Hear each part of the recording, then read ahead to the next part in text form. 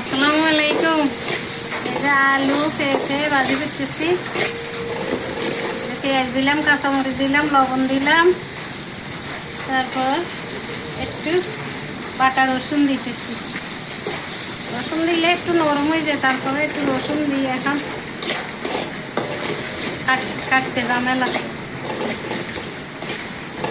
আপনারা সবাই দেখবেন, এভাবে ভাজি করলে রান্না করলে মোটামুটি খাইতে ভালো লাগে। আমি অবশ্য বেশিরভাগ জিরা মশলা ইউজ করি না, কারণ এদের একটা স্বাদ আছে। বেশি তরকারি ইউজ করি না, যেটাতে লাগে এটাতে দিই, আর যেটাতে লাগে না এটাতে দিই না। এই যে পেঁপে আর আলু মিক্স করে ভাজি করতেছি। পেঁপেটা একটু হাঁসা তরকারি একটু আলু দিলাম, টমাটো দিব, দিয়ে ভাজি করলে ভালোই লাগবে।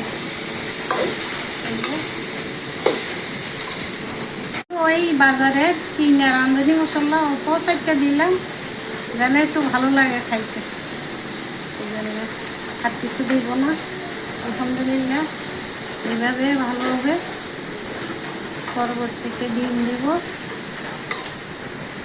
ডানের আগে একটু সিদ্ধ হয়ে এলে ডিম দিয়ে ভাজি করবো।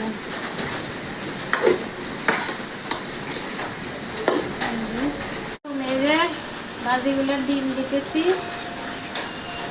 পেঁপে আর আলু ভাজি করতেছি, ডিম দিছি। ডিম দিলে ভালো হইব, সবাই মিলে, বাচ্চারা মিলে সবাই মিলে খাবে। ডিমের একটা পুষ্টি আছে, এটাও ভালো হবে। এইভাবে ভাজি করলে ভাজিটা খুব টেস্টি লাগে। আপনারা সবাই দেখবেন, কমেন্ট করবেন, লাইক করবেন, শেয়ার দিবেন। আলহামদুলিল্লাহ সবাই এরকম চেষ্টা করবেন, ভালো হবে, অনেক ভালো হবে। বাচ্চারাও খাবে, সবাই খাবে, আপনার হাজবেন্ডও সবাই পছন্দ করবে।